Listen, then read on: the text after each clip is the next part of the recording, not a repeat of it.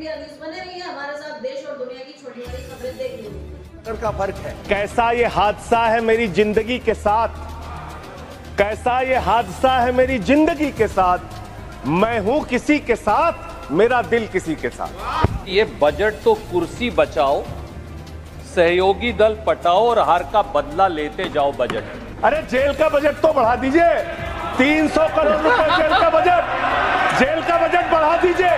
अरे अभी हमको जेल में भेजा है, कल तुमको जेल में आना है। Sir, we in India today pay taxes like England to get services like Somalia. देश के प्रधानमंत्री को 73 साल की उम्र में तीसरी बार प्रधानमंत्री बनना है, लेकिन किसान का बेटा नौजवान सेना में 4 साल की नौकरी करेगा। ये भेदभाव क्यों है? और ये गोरा किसको कह रहे हैं? माननीय सदस्य सोनिया गांधी जी, वो कहाँ के हैं ये पहले बताएं। भाई सोनिया गांधी जी कहाँ के हैं? ये सबसे मीटू में, ये सारे केसों में ये। यदि मेरी एक बात गलत है तो मैं इस्तीफा देने को तैयार हूं। सर, पहले 2019 में भारतीय जनता पार्टी की 303 सीटें थी। देश की जनता ने उन सीटों पर 18% जीएसटी लगाकर इनको 240 सीटों पर ला खड़ा किया। सर, इसके कई कारण बताए जाते हैं। कोई कहता है कि धर्म का कार्ड नहीं चला, कोई कहता है जातीय कारण है, तो कोई कहने लगता है कि टिकट डिस्ट्रीब्यूशन में कमी रही। सर, ये सब ऊपरी ऊपरी कारण है। मैं 3 कारण बताता हूं जिस वजह से भारतीय जनता पार्टी की ये दुर्दशा हुई। पहला कारण है इकोनॉमी, दूसरा कारण है इकोनॉमी, और तीसरा कारण भी है इकोनॉमी। सुनिए प्लीज, ये सर मैं बैठ जाता हूं। ये राष्ट्रपति के अभिभाषण पर चर्चा नहीं है, ये आम बजट पर चर्चा है। माननीय राघव चड्ढा जी, आपस में बात नहीं करें। माननीय राघव चड्ढा जी, ये राष्ट्रपति के अभिभाषण पर चर्चा नहीं है, ये आम बजट पर चर्चा। बोलिए आप। सर बजट पे आप बोलो। आप बजट पे बोलिए, आम बजट। सर, अगर आपने मेरी पूरी बात सुनी होती तो शायद इतनी आपत्ति इन लोगों को ना होती। सर, मैं यही कहना चाह रहा हूं कि कई कारण बताए जाते हैं चुनावी हार के, लेकिन मेरे मुताबिक 3 महत्वपूर्ण कारण है। पहला कारण इकोनॉमी, दूसरा कारण इकोनॉमी, और तीसरा कारण भी इकोनॉमी। मैं इकोनॉमी की बात कर रहा हूं, चुनावों की बात नहीं कर रहा। सर पहला कारण, सर मैं बैठ जाता हूं। सर, इनको चिल्लाने दीजिए, मैं बैठ जाता हूं। सर, माननीय सदस्य बैठिए। जब आपका समय आए तो आप बता देना दिल्ली में कैसे आ रहे, अभी उनको बोलने दीजिए। बजट पे बोलने की बारी थी आम आदमी पार्टी के एक और सांसद संजय सिंह की। पहले भी बोले थे, फिर से बोल रहे थे, जिंदगी बिना नुक्तों के अधूरी लगती है। कुछ साथियों के बगैर संजय सिंह को भी अधूरा सा लग रहा था। शेरो शायरी भरे लहजे में बात शुरू की, वो भी बिना नुक्तों के। सुनिए। मैं अपनी बात शुरू करना चाहूंगा। मान्यवर, हमारे कुछ दोस्त जो कभी इधर हुआ करते थे, अब वो उधर चले गए हैं।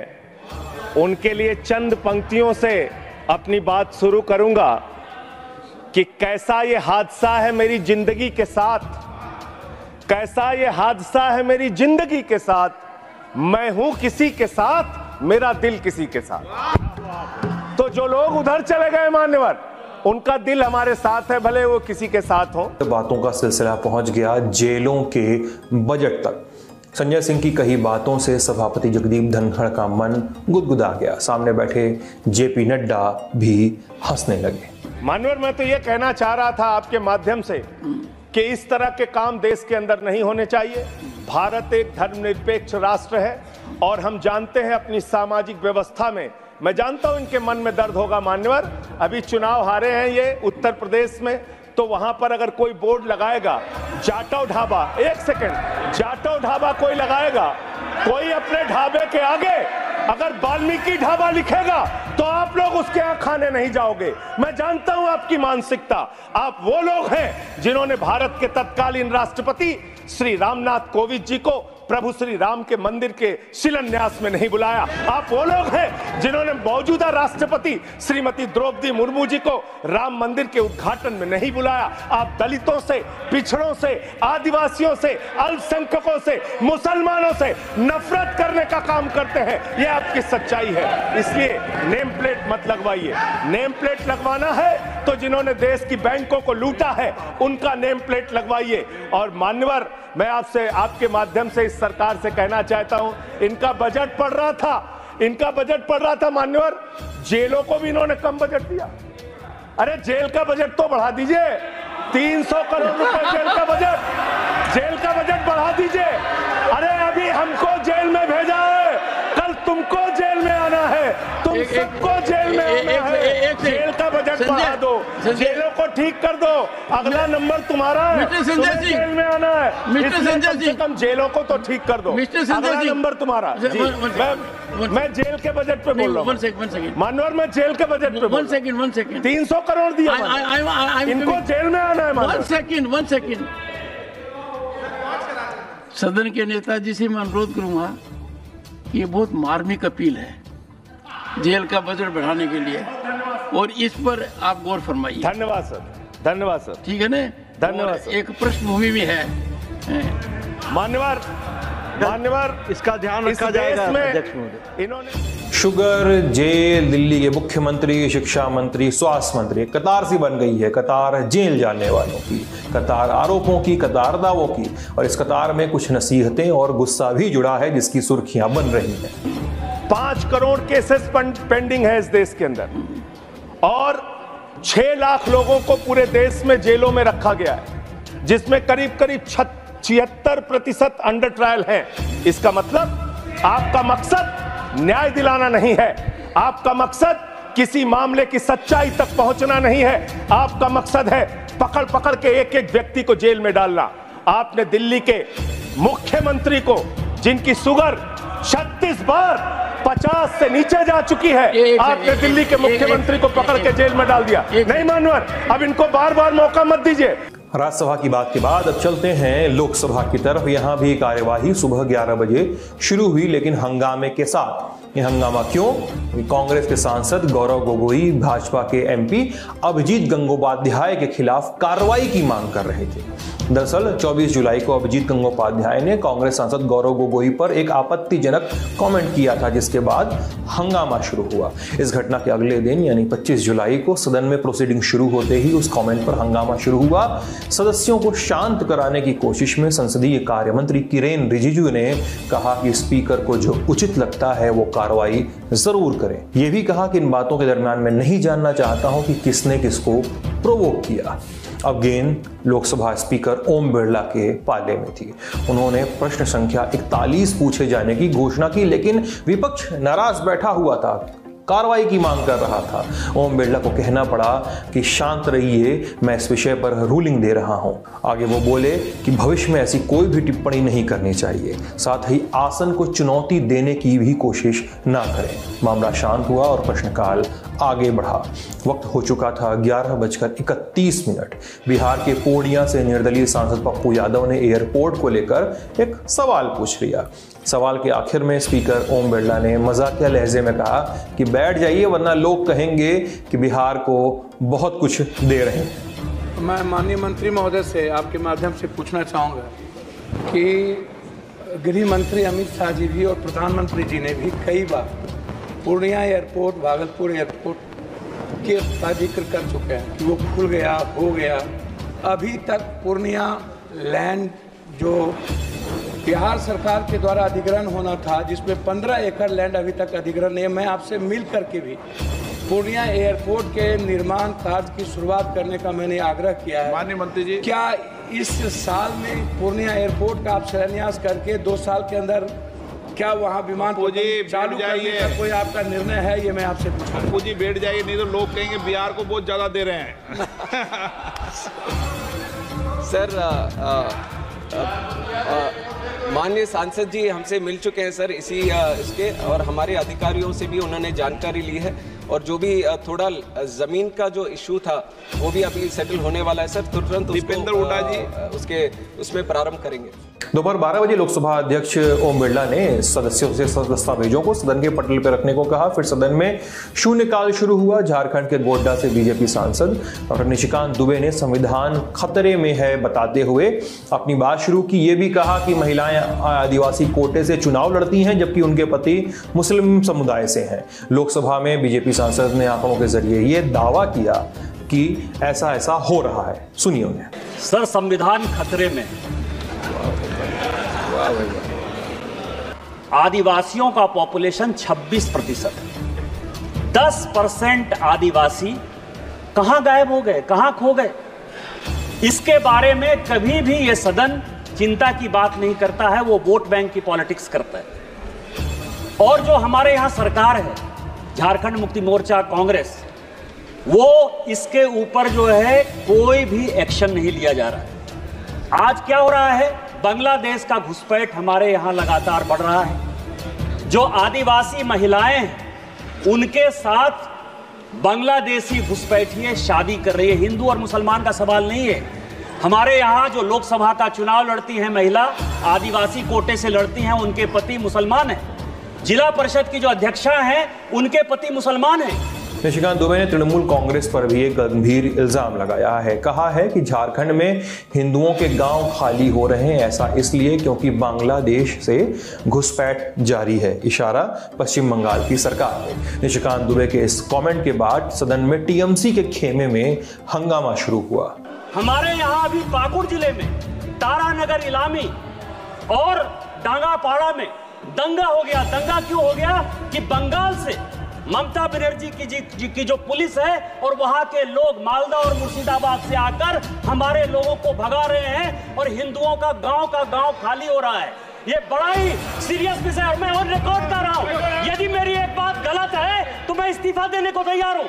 सारे बंगाल से, मुर्शिदाबाद और मालदा से सारे लोगों ने आकर हिंदुओं के ऊपर जुल्म किया और ये ऑन रिकॉर्ड है। और झारखंड की पुलिस कोई काम नहीं कर पा रही है। हिमाचल की मंडी से भाजपा सांसद कंगना रनौत ने प्रदेश की कला शैलियों के विलुप्त होने की कगार पर पहुंचने को लेकर अपनी चिंता जाहिर की। महोदय, हमारे मंडी क्षेत्र में ऐसी बहुत सारी कला शैलियाँ हैं जो विलुप्त हो रही हैं। हमारे हिमाचल प्रदेश में जो एक घर बनाने की कला शैली है जिसे काटकुनी कहा जाता है, वहाँ भेड़ और याक की ऊनों से जो है विभिन्न वस्त्र बनाए जाते हैं, जैसे कि जैकेट्स हो गए या टोपियाँ हो गई, शॉल या स्वेटर्स बनाने के जो काम है, जिनका बाहर के देशों में बहुत मूल्य मिलता है, लेकिन हमारे यहाँ पे पूरी तरह से जो है ये जो एक्सटिंक्ट हो रहे हैं उनको बढ़ावा देने के लिए क्या कदम लिए जा रहे हैं। और साथ ही मैं ये भी कहना चाहूँगी कि हमारे हिमाचल का जो संगीत है, खासकर जो स्पीति और किन्नौर या भरमौर के क्षेत्र में पाए जाने वाला जो ट्राइबल उनकी जो कपड़े हो गए, उसके साथ में जो उनके फोक फॉर्म्स है, आर्ट फॉर्म्स है, वो भी विलुप्त होती जा रही हैं। तो उनके विषय में क्या कदम उठाए जा रहे हैं? धन्यवाद। अब घड़ी में 1:01 हो चुका था। शून्यकाल समाप्ति की घोषणा हुई। फिर सदन में बजट पे चर्चा शुरू कराई गई। सबसे पहले मौका मिला पंजाब के जालंधर से कांग्रेस सांसद चरणजीत सिंह चन्नी को। पूर्व मुख्यमंत्री भी हैं। उन्होंने बजट को लेकर सरकार को खूब घेरा। खोदा पहाड़ लिकड़ा चूहा भी नहीं, कुछ नहीं मिला हमें। पूरा मतरई माँ वाला सलूक किया गया हमारे साथ। फेयर डिस्ट्रीब्यूशन ऑफ फंड्स नहीं हुआ। कांग्रेस सांसद चरणजीत चन्नी ने भाषण के बीच खालिस्तान समर्थक सांसद अमृतपाल सिंह का भी जिक्र छेड़ दिया। क्या कहा, सुनते हैं। इमरजेंसी ये भी है कि 20 लाख लोगों द्वारा पंजाब में मेंबर पार्लियामेंट चुना गया और वो एनएस से लगाकर अंदर रखा हुआ है। फ्रीडम ऑफ स्पीच, उसकी कंस्टिट्यूएंसी के लोगों की बात यहां नहीं रख पा रहे, ये भी इमरजेंसी। चन्नी ने नरेंद्र मोदी के नेतृत्व वाली एनडीए सरकार पे हमला किया और बीजेपी की ओर इशारा करते हुए तुलना अंग्रेजों से की और कहा कि ये लोग सत्ता के जरिए हर व्यापार पर अपने लोगों का कब्जा करवा रहे हैं। कांग्रेस सांसद के इन दावों के बाद सदन में विरोध शुरू हो गया। इनमें और अंग्रेजों में कोई फर्क नहीं, सिर्फ कलर का फर्क है। ये भी पहले सत्ता पे काबिज हुए और फिर सत्ता के माध्यम से आज ये देश की राजनीति के माध्यम से पूरे देश के व्यापार पे अपने आदमियों का कब्जा करा रहे हैं। और खाद्य प्रसंस्करण उद्योग राज्य मंत्री रवनीत सिंह बिट्टू पर चरणजीत सिंह चन्नी ने निजी हमला किया। सदन में बहस तेज हुई। रवनीत सिंह बिट्टू ने गरीबों के लिए हमदर्दी जताते चन्नी से उनकी संपत्ति का हिसाब पूछना शुरू कर दिया।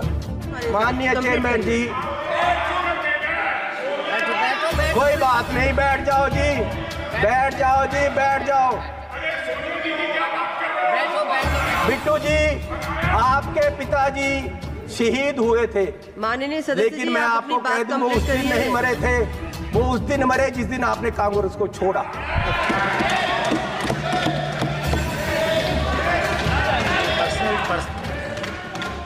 आज देश माननीय राहुल गांधी जी की तरफ देख रहा है। मैं आग्रह कर रही हूँ, माननीय चेयरमैन जी, आप वो मुझे तंग कर रहे हैं जी, उनको बोलो बैठे। इनको बुलाइए। वो पंजाब से आए थे, इसका मतलब ये नहीं कि मुझे तंग करते रहे। माननीय सदस्य सुनील माननीय चेयरमैन जी, मैं आपसे निवेदन करना चाहता हूँ कि आपने मेरा नाम लिया। मेरे दादाजी सरदार बेअंत सिंह जी, उन्होंने कुर्बानी देश के लिए दी, कांग्रेस के लिए नहीं दी, देश के लिए दी। और ये इस चन्नी की ये अपनी जायदाद पूछे इनको, ये आप गरीबी की बात कर रहे हैं। अगर सारे पंजाब से सबसे अमीर आदमी ये ना हो और सबसे करप्ट ना हो, मैं अपना नाम बदल दूंगा। हजारों करोड़ का मालिक ये चरणजीत चन्नी है। और ये गोरा किसको कह रहे हैं? माननीय सदस्य सोनिया गांधी जी, वो कहाँ के हैं ये पहले बताएं। भाई सोनिया गांधी जी कहाँ के हैं? ये सबसे मीटू में, ये सारे केसों में ये सबसे करप्ट है। चरणजीत सिंह चन्नी और रवनीत सिंह बिट्टू के बीच में जब बहस हुई तो राहुल गांधी की इशारा करते हुए तस्वीरें सामने आई। इसके बाद विपक्ष और पक्ष दोनों तरफ के सांसद वेल की तरफ बढ़ने लगे और कुछ इस तरह के दृश्य सामने आए। अपने स्थान पर बैठे। मैडम 2 बजे तक उठाइए, 2 बजे तक। सभा की कार्यवाही 2 बजे तक स्थगित की जाती है। अब सदन में हंगामा बढ़ चुका था। कार्रवाई को 2 बजे तक के लिए स्थगित कर दिया गया। जब कार्रवाई दोबारा शुरू हुई तो चरणजीत सिंह चन्नी ने किसान आंदोलन की बात की। इस बीच चन्नी ने जो दावा किया उस पर केंद्रीय मंत्री पीयूष गोयल ने सवाल उठाए। किसानों से वादा किया गया था, जब यहाँ एजिटेशन हुआ जिसमें 736 लोग मरे, शहीद हुए, पंजाब सरकार, कांग्रेस की सरकार जिसमें मैं मुख्यमंत्री था, 736 परिवारों को नौकरियां दी गई। जितने लोग एजिटेशन में मरे सबको हमने नौकरी दी और साथ में 5 लाख रुपया उनके परिवारों को कंपनसेट किया। लेकिन आज तक केंद्र सरकार ने उनकी तरफ देखा तक नहीं। माननीय स्पीकर साहब, आज किसान वो चीज़ मांग रहे हैं जिसकी केंद्र सरकार ने उनके साथ कमिटमेंट की है लिखती, कि हम आपको एमएसपी की लीगल गारंटी देंगे। क्यों नहीं दी जा रही? और किसान चाहता क्या है? सर्टिफिकेट करें और एकदम गलत बोल रहे हैं, टोटली बेबुनियाद बात बोल रहे हैं। हवाई बातों के ऊपर चन्नी जी लोगों को भ्रमित करने की कोशिश कर रहे हैं। जब धरना उठाया आपने इसको ऑथेंटिकेट करना आवश्यक है। ये गलत बातें बोल के लोगों को गुमराह करना, ये चन्नी जी कांग्रेस और ये इंडिया अलायंस की रोज की इनकी कहानी है। लोगों को गलत बोल के लोगों को भ्रमित करना